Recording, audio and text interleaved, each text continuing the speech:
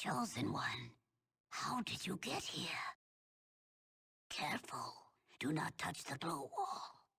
I think the machine that feeds it is beneath us. If you destroy the machine, we will find the ship. Hurry, you must destroy the machine and kill the devils in this place. We will meet you outside.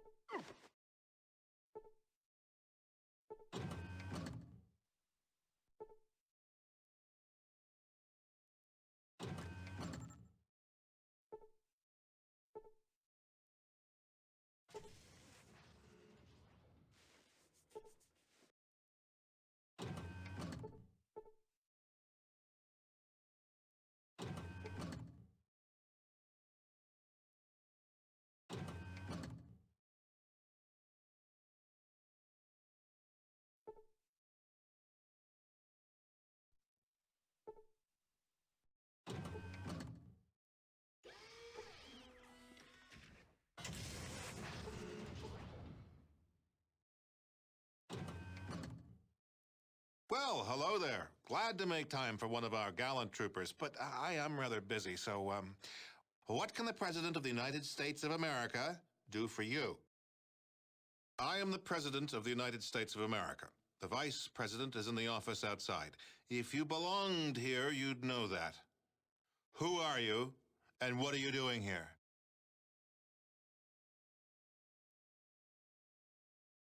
I am the elected representative of the people. The United States does still exist. God bless us, everyone. We've just had to adapt in order to survive after the war. You really don't know, do you? Let me tell you about mankind's salvation. There was a great war, long before we were born. Our gallant soldiers fought from the We were winning, too. And then those damn Reds launched. We barely got our birds up. Well, no, it didn't. But at least it knocked the damn Red Menace back into the Stone Age. Well, no, not quite. You see, we had planned ahead. We were ready.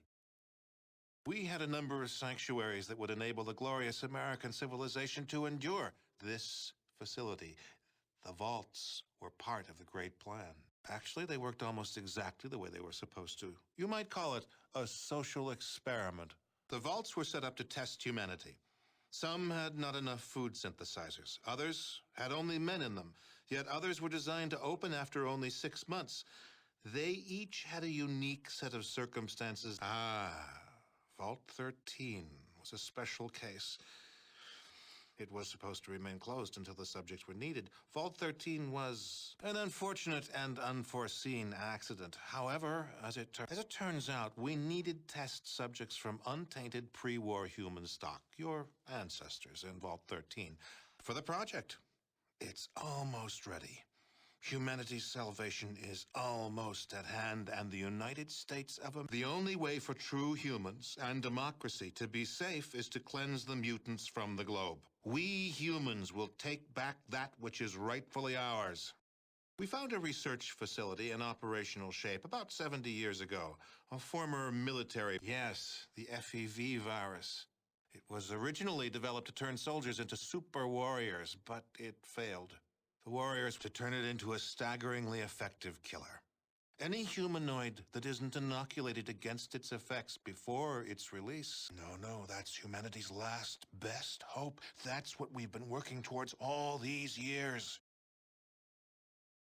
Oh, but that's one of the advantages of the FEV virus. We can release it right here, and the jet stream will carry it worldwide. It'll have plenty of time to cleanse every nook and cranny of test subjects. Your villagers are all descended from Vault stock, and we had to make sure that the FEV toxin was still effective. The subjects from Vault 13 test that. It's hardly necessary. I'm sure we could, and it would work, but there's no reason to do so. Never. Part of the president's job is to make the tough decisions. A lot of near-humans will sacrifice their lives for the return of humanity. Oh, I don't relish this decision. If there was another way...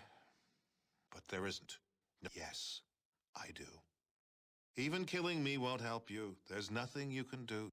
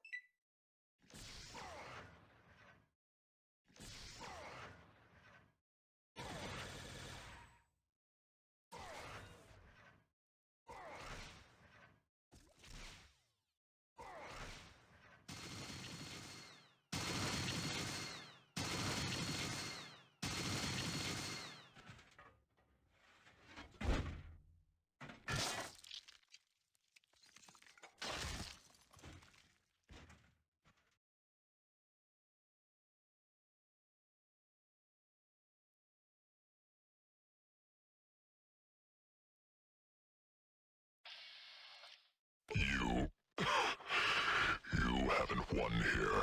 You and your muty bastard friends are gonna join me in a big ol' mushroom cloud send-off. I just triggered the self-destruct.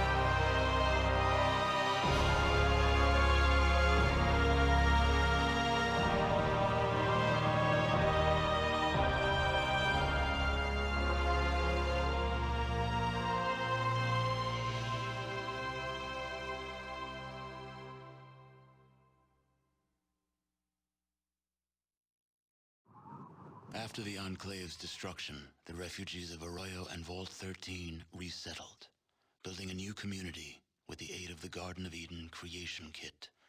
Finding themselves hundreds of miles from their vault, the members of Vault 13 chose to join the villagers in establishing a new community, and their technical expertise, combined with the villagers' survival skills, allowed the new settlement to grow and prosper. 2 generations of the same bloodline were reunited, and their savior, the Chosen One, became elder, presiding over the village in the years to come. Arroyo's elder lived for many years after the destruction of the Enclave. She was pleased that the ancient separation between Vault 13 and the Vault Dweller had been reconciled, and many were the times she told you that she wished the Vault Dweller were alive to have seen the reconciliation take place. The elder passed away in her sleep, certain that the safety of your new village had been secured and was now flourishing. Many of the older Arroyo residents believe that she now lives in the Vault of the Sky, telling the Vault Dwellers of your brave deeds. Relations between the Slags and the residents of Modoc flourished. Between the two peoples, Modoc prospered and became a major farming community, supplying all the outlying regions with food. With Metzger gone, slavery disappeared from the area. Becky's casino bar grew quickly, and Rebecca Dyer's reputation as an honest casino and bar owner brought her the business needed to buy out her competition and expand. The den flourished, and it soon gained a reputation for being a tough but honest community.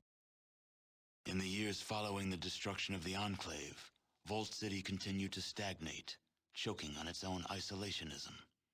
Its Vault 8 generator, which was never intended to support such a large population, prevented Vault City's necessary expansion.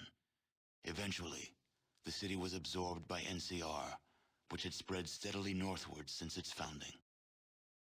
In the years following the destruction of the Enclave, a new family arose in New Reno, following the example of a simple tribal that had once visited their city.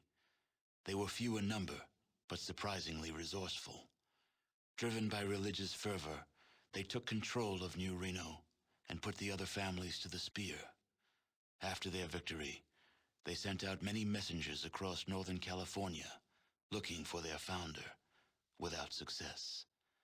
Many felt that the founder had been taken by the fortune spirits and now dwelled in a golden casino paradise in the sky. Though the Wright family never completely recovered from Richard's death, the knowledge that their killer had been brought to justice eased their troubled sleep. Myron died less than a year after the defeat of the Enclave, stabbed by a Jet addict while drinking in the den. His discovery of Jet was quickly forgotten, and now there is no one who remembers his name. Optimizing Gecko's reactor created a power surplus in Gecko. The Vault City Council, unable to expand because of their limited power supply, yielded to internal pressure and was forced to take over Gecko to control the reactor. The peaceful ghouls of Gecko became slaves and spent the rest of their lives serving Vault City. You still hear mention of Harold from time to time. Apparently, the tree growing from his head has gotten larger, and if rumors are to be believed, fruit is growing from it.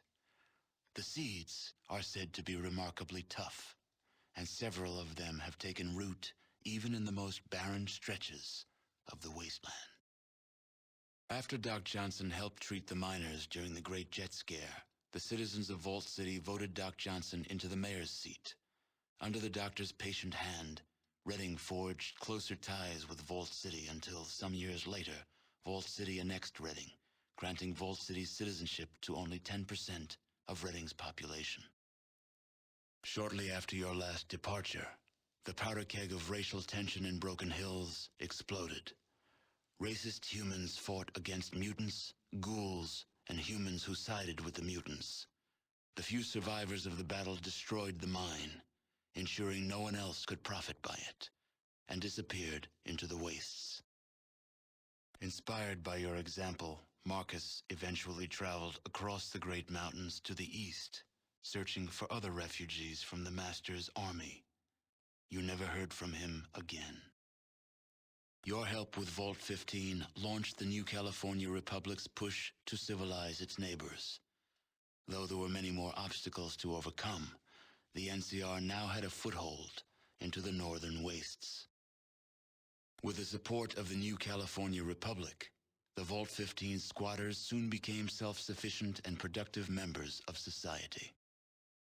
By eliminating the death clause of Vault 13, you banished yet another species of the realms of extinction, proving once again that genocide is a viable solution to any problem. The She flourished, creating a botanical scourge on the radiation surrounding their beloved town. Though this vine could not grow in other soils, the She took care to nourish it in their lands. They continued to grow in strength and prominence, forming the basis of a new empire. As for the tanker vagrants, well, as vagrants do, they drifted on. The destruction of the Enclave erased all trace of President Richardson from history. Now the title of president is used simply as a boogeyman to frighten children.